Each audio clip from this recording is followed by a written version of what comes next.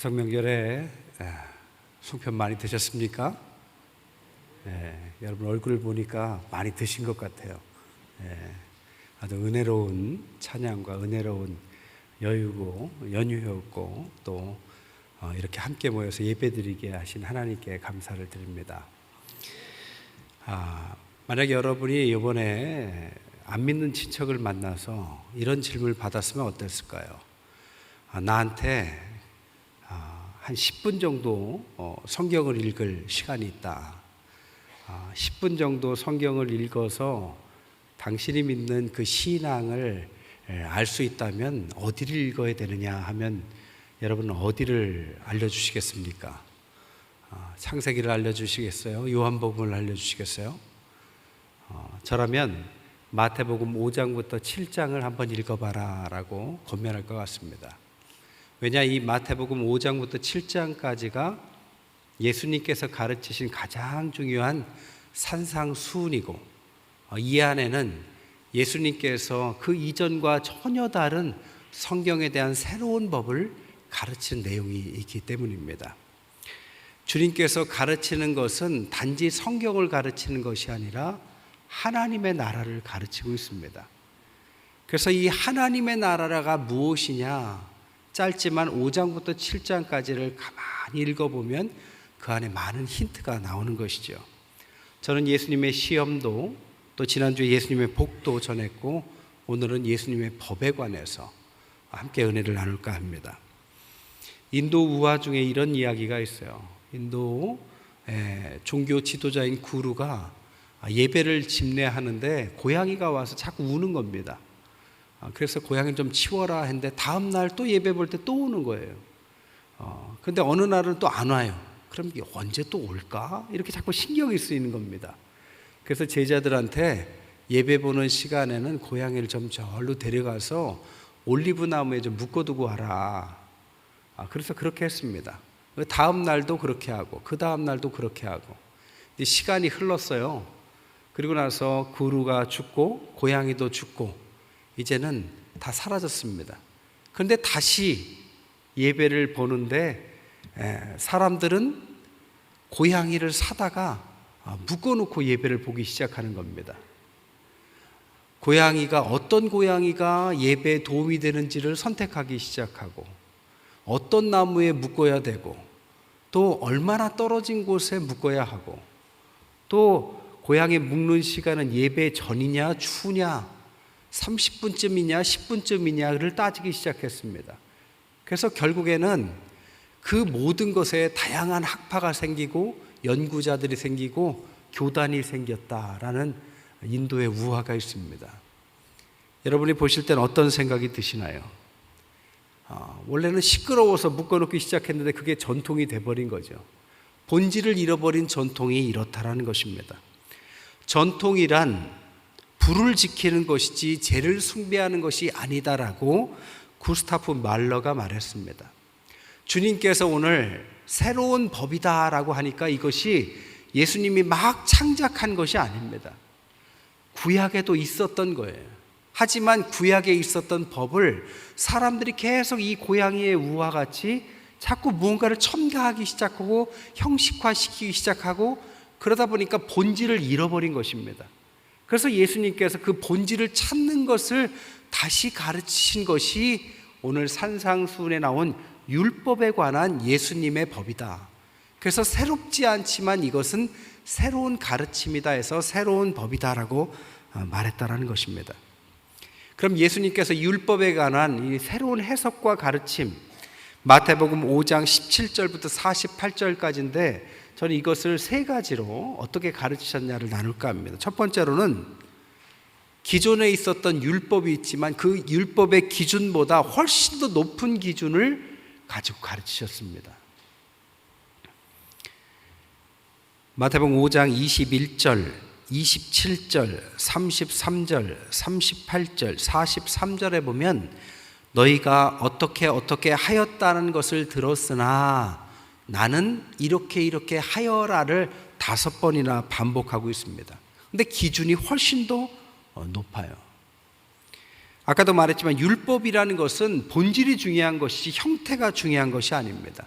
근데 자꾸 이 본질보다는 형태를 쫓아가는 사람들에게 그것을 극복하기 위해서 기준을 높이신 것입니다. 예를 들면 이런 거죠. 우리가 11시 예배를 3부에 드리고 있습니다. 그래서 11시 예배에 늦지 말게 와라. 그랬더니 사람들이 시간을 안 지키는 거예요. 법을 하나 만들었어요. 11시부터는 문을 닫아버리겠다. 그러면 10시 59분에 온 분이 있고 11시 1분에 오신 분이 있겠지요. 10시 59분에 온 분들은 들어올 수 있었으니까 나는 법을 지켰다 하고, 11시 1분에 오신 분은 문이 닫혔으니까 나는 법을 못 지켰다. 1, 2분 차이지만 큰 차이가 생겼죠. 먼저 들어온 사람은 못 들어온 사람한테 봐라. 너희들은 법도 못 지키냐? 너희들은 예배 자세가 틀렸다. 바리새인들이 그랬다라는 것입니다. 그럼 어떻게 해야 될까요? 예수님은 그래서 11시라는 기준을 낮추신 것입니다. 높이신 것이죠. 그래서 10시 반에 와라. 양복 입고 와라. 화장도 예쁘게 하고 와라. 일찍 와서 그날 말씀도 좀 미리 읽어두고 예배의 마음을 가다듬어라. 여러분 다 오늘 일찍 오셨죠? 그런 마음으로 오셨죠? 기준을 높인 것은 기준을 바꾸자는 것이 아니라 예배를 잘 보기 위해서 기준을 높인 것뿐입니다. 예배라는 것에 집중할 기준을 높인 것이지 다른 의도가 있는 것이 아니다라는 것입니다. 살인은 그 당시에 그냥 죽이는 것만 살인이라고 했는데 예수님은 기준을 높이셨죠.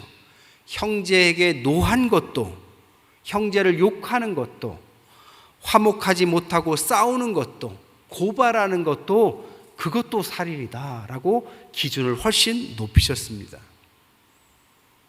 살다 보면 칼로만 사람을 죽이는 게 아닙니다. 말 한마디가 사람에게 큰 상처를 주고 죽음에까지 이르게도 하죠. 또한 간음은 마음으로 음욕을 가지고 배우자를 버리는 것도 간음에 해당한다라고 기준을 또 높이셨어요. 또한 맹세를 지켜라 했는데 예수님은 맹세를 하지 말아라라고 바꾸셨습니다. 왜? 지킬 수도 없는 맹세를 뭐하러 하느냐? 지키지 못할 거는 하지도 말아라. 복수에 관해서는 오른뺨을 때리면 왼뺨을 돌려대고, 속옷을 달라 하면 겉옷도 벗어주고, 오리를 가자 하면 심리까지도 같이 가줘라. 사랑을 원수들까지도 사랑해줘라. 모든 기준이 뭐냐? 율법의 본질을 말하고 있는 것입니다. 그래서 오늘 17절에 뭐라고요? 나는 율법을 폐하러 온 것이 아니라 완전하게 하러 왔다. 그것이 예수님의 새로운 법 첫 번째였습니다. 두 번째는 인간과 인간 사이의 관계에 관한 것으로 하나님에 대한 신앙을 드러낸다라고 가르치셨습니다. 당시의 사람들은 신앙은 하나님과의 관계라고만 생각했습니다. 그래서 온통 관심을 예배와 제사에만 신경을 썼다고 그래요. 하지만 하나님에 대한 신앙과 삶은 분리된 것이 아닙니다. 신앙이 좋은 사람에게 삶은 달라질 것이고, 삶은 신앙을 드러내는 것입니다. 우리가 잘 아는 밀양이라는 영화는 이청준 씨의 벌레 이야기를 가지고 쓴 영화입니다. 거기에 보면 살인자가 하나님께 용서받았으니까 피해자에게는 용서를 빌 필요가 없는 것처럼 함부로 행동을 하죠. 그게 충격이었지 않습니까? 하나님께만 관계가 회복되면 사람 관계는 아무렇게 해도 된다, 이런 생각을 한다면 그것은 아주 관념론적인 머리로 하는 신앙인 것입니다. 하지만 예수님께서는 그렇게 가르치시지 않았다라는 겁니다. 예수님의 가르침은 살인, 간음, 복수, 원수, 이 모든 법은 하나님과의 관계가 아니라 인간과의 관계에서 나오는 법입니다. 인간과의 관계를 어떻게 하느냐가 하나님을 향한 신앙을 드러내는 지표가 된다라는 것입니다. 20절에 보면 너희 의가 서기관 바리새인보다 낫지 않으면 천국에 들어가지 못한다. 화목하고 예배드리라는 것을 가지고 형제와 불화하면 예배드리고 빨리 가서 사과해라라고 가르치시지 않았습니다. 먼저 가서 사과하고 풀고 그 다음에 와서 주님께 예배드려라, 이렇게 순서를 사람 먼저 가르치셨다는 것입니다. 너희를 사랑하는 자를 사랑하는 것은 누구나 할 수 있기 때문에 사랑할 수 없는 미워하는 자, 핍박자, 박해자들까지 사랑해야만 그것이 진짜 신앙인의 사랑이다라고 가르치셨고, 원수를 사랑하는 그 모습 때문에 사람들은 너희들을 하나님의 아들이다라고 일컬음 받을 것이며 아버지의 온전하신 같이 너희도 온전해지라라고 명령하셨습니다. 이 온전함의 기준은 인간관계를 말하고 계신 거예요. 마태복음 12장의 가장 큰 계명을 하나님만 사랑해라고 말하시지 않고 바로 이웃을 내 몸과 같이 사랑해라 라고 이웃사랑과 하나님의 사랑을 거의 동격에 놓고 말씀하셨다는 것입니다. 즉 사람을 함부로 대하는 사람은 하나님도 함부로 대하는 것이다 라고 가르치셨다는 거예요. 명절이니까 가족이 얼마나 좋습니까? 가족끼리 만나면 너무 좋죠. 어디 보니까요, 아이들은 어느 나이가 될 때까지 부모가 어떤 행동을 해도 다 용서한대요. 그렇잖아요? 아기들은 엄마 아빠가 안 놀아주고 무심해도 또 언제 그랬냐는 듯이 막 헤헤 웃고 아빠 엄마를 막 따르죠. 그것 때문에 어른이 용서받아서 다시 사랑한답니다. 근데 그 유통기간이 분명히 있습니다. 아이가 사춘기에 들면 이제 그거를 멈춰요. 그러면서 엄마 아빠가 나한테 해준 게 뭐 있어? 이렇게 무심한 말을 막 던집니다. 가족끼리 또 부모에게 하는 사랑이 중요한 것입니다. 이웃에게 하는 사랑이 중요한 것입니다. 무엇보다도 신앙인이라면 자신을 사랑할 줄 알아야 됩니다. 요즘에 얼마나 많은 사람들이 힘들어합니까? 이렇게 힘든 시기가 또 얼마나 오랜만에 온 것입니까? 많은 사람들이 지금 목숨을 스스로 끊기도 하고 다 절망해 버리고 포기해 버리기도 하고 오히려 좋은 명절에 오히려 가장 외로운 시간을 보내기도 합니다.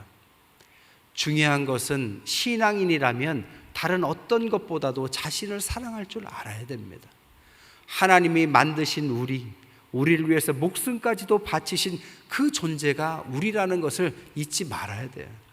자기가 자기를 해하는 것은 남을 해하는 것과 똑같습니다. 자살은 자기가 자기를 죽이는 살인행위입니다. 아무리 힘들어도 자기를 사랑할 줄 알고 하나님 앞에서 자기를 소중하게 여길 줄 알아야 돼. 이게 신앙인에게는 반드시 필요한 가장 중요한 것입니다. 마지막 세 번째로는 예수님의 율법은 기준이 높다 보니까 준수가 사실은 불가능하다는 거예요. 두 가지 이유 때문이에요. 첫째로는 불가능한 것을 주시면서 우리가 복음을 깨닫게 하는 것이 예수님의 법의 특징 첫 번째였습니다.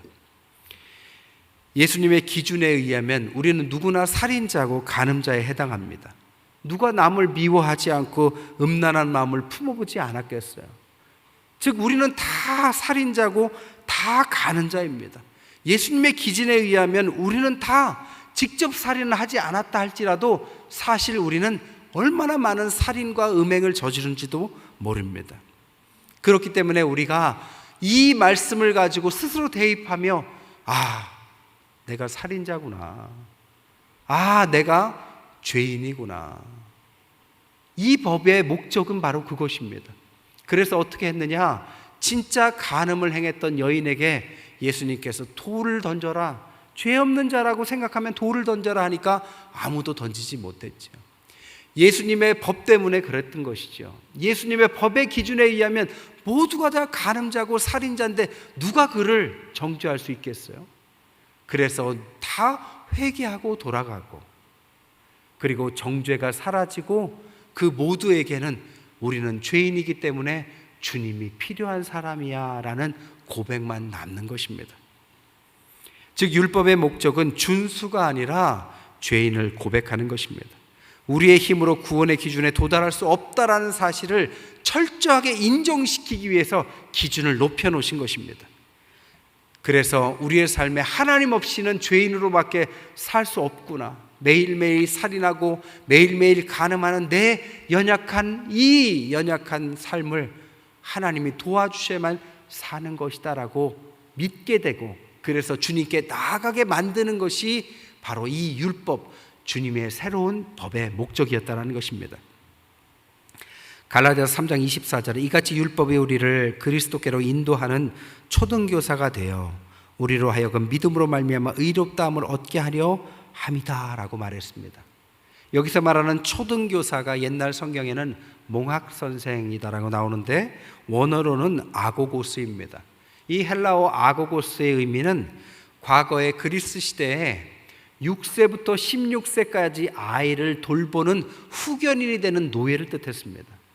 그는 귀족 집안에서 귀족의 자녀들을 기를 때 성인이 되기 전 6세부터 16세까지는 아고고스를 고용해요. 그래서 아고고스가 그의 후견이며 보호자며 가르침의 대상이었지만 16세가 되는 순간에 그에 대한 모든 권한을 포기하고 노예로 돌아갑니다.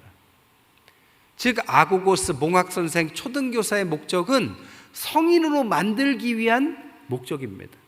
율법의 목적이 그렇다라는 거예요. 율법의 목적은 그 자체에 그것을 잘 지켜라가 있는 것이 아니라 율법을 통해서 나는 죄인이다라는 걸 고백시켜서 주님께 나아가도록, 복음께 나아가도록 만드는 것이 바로 율법이고, 그것이 초등교사 아고고스의 목적이라는 것입니다. 그렇기 때문에 율법의 준수가 불가능할 높은 기준을 주셨다는 것입니다. 두 번째는 그 기준이 너무 높기 때문에 우리가 죽어야만 지킬 수 있는 법이었습니다. 예수님의 기준으로 누구나 살인자나 간음자가 되고, 그 당시의 기준으로는 이런 사람은 다 돌로 쳐서 죽여야만 했습니다. 즉 법의 준수가 죽음이고 내가 죽어야만 지킬 수 있는 법이 주님의 새로운 법이었습니다. 유월절의 어린 양의 죽음으로 장자들이 다 죽음을 면했지만, 장자들은 살아있지만 사실 이미 죽은 것이나 마찬가지인 것처럼 유월절 그리스도의 죽음으로 우리를 대신 죽으셨기 때문에 우리는 살았지만 우리의 삶은 사실 죽은 것과 마찬가지다라는 것입니다. 그렇기 때문에 우리가 구원을 상징하는 세례나 거듭남이라는 것은 죽고 다시 태어난다는 의미를 갖고, 물로 주는 것은 물을 통해서 죽음을 상징하는 것입니다. 결국엔 예수님의 법은 내가 살아서 지킬 수 있는 법이 아니라 죽은 자처럼 살아야만 지킬 수 있는 법이다라는 뜻입니다. 그래서 기독교의 진정한 힘은 죽은 자로 사는 죽음의 힘이다라고 말할 수 있어요. 우리가 만약에 갈등이나 혈기나 분노나 서운함이 아직도 남아있다면 우리는 덜 죽은 것입니다. 덜 죽은 사람에게는 죽은 척함을 가지고서는 신앙인의 삶을 이어갈 수는 없는 것입니다. 신앙인의 열매를 얻을 수는 없는 것입니다. 그렇기 때문에 우리는 완전히 죽어야 되죠. 근데 내가 죽었는지 어떻게 알까요? 갈라디아서 2장 20절에는 나를 사랑하사 나를 위하여 자기 자신을 버리신 하나님의 아들을 믿는 믿음 안에서 사는 사람이 죽었다라고 말했습니다. 그러니까 그리스도 예수, 당신을 위해서 목숨을 버리셨다라는 이 이야기에 눈물이 핑 돌고 마음이 아픈 사람은 죽은 것입니다. 근데 그런 이야기를 들어도 뭐 당연하지 뭐, 그래서 라고 감각이 무뎌졌다면 죽지 않은 것입니다. 덜 죽은 것입니다. 사도 바울은 이것 때문에 그의 인생을 걸었죠. 내 안에 내가 산 것이 아니라 그리스도가 살았다라고 그는 고백했습니다. 이런 사람이 바로 죽은 사람인 것이죠. 여러분, 내 자아를 죽이면 이 죽은 사람에게는 그때부터 두 가지 일이 일어납니다. 첫째, 시간의 개념이 달라져요. 명절에 손주들 보시니까 얼마나 좋으세요? 시간이 후딱 가셨을 거예요. 아, 벌써 가냐? 근데 벌써 갔죠. 근데 아주 고달픈 사람하고 같이 있으면 시간이 안 갑니다. 똑같은 시간도 어떠한 상황이냐에 따라서 시간의 속도가 다르게 느껴지죠. 사람이 죽기 전에는 인생이 슬라이드 필름처럼 지나간다고 그러잖아요. 지나온 인생을 돌아보고 난 어떻게 살았나 생각하면서 평가하고 하나님 앞에 간다고 그러지 않습니까? 죽음 앞에 서면 시간이 달라지는 것입니다. 삶의 자세도 달라지는 것입니다. 그래서 오늘 이 한 번의 예배가 인생 최고의 예배다라고 고백하는 이유가 시간 개념이 달라졌기 때문입니다. 또 하나는 내가 죽으면 하나님 나라가 그때부터 시작됩니다.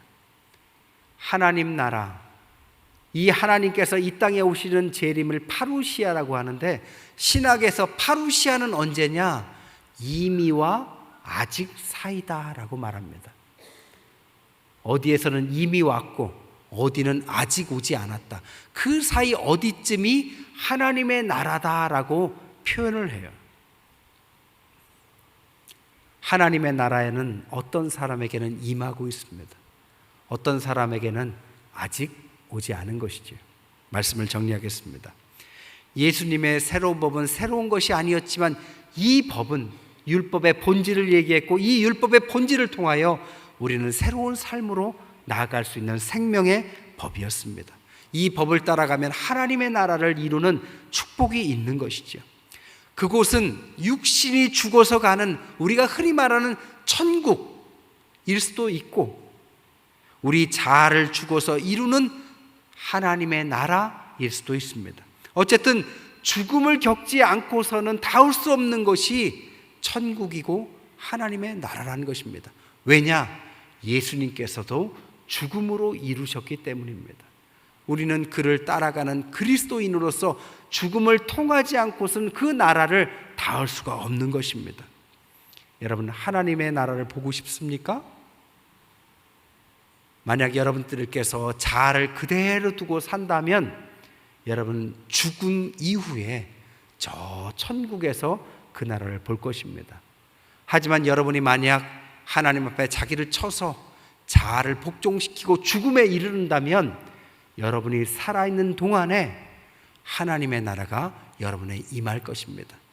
죽어서 만나게 되는 분에게는 아직 하나님의 나라가 이루지 못한 것이고, 자아를 죽여서 지금 말할 수 있는 분들에게는 이미 하나님의 나라가 임한 것입니다. 왜냐? 이것은 단순한 포기가 아니라 내가 자아를 쳐서 죽일 때 메시아가 그 통로를 통하여 빛을 발하시고 들어오기 시작하시기 때문입니다. 명절 가운데 좋은 시간을 보내시고 이제 진짜 9월의 첫 출발이 이제 기다리고 있습니다. 이제 내일까지만 푹 쉬시고 아이들도 학교로 돌아가고, 그리고 우리 일터도 다시 고단한 삶 가운데 시작해야 합니다. 그 가운데 우리가 그리스도인으로서 하나님의 나라 백성으로서 살아가시며 승리하시는, 이미 하나님의 나라가 임하시는 저와 여러분 되시기를 주님의 이름으로 간절히 축원드립니다.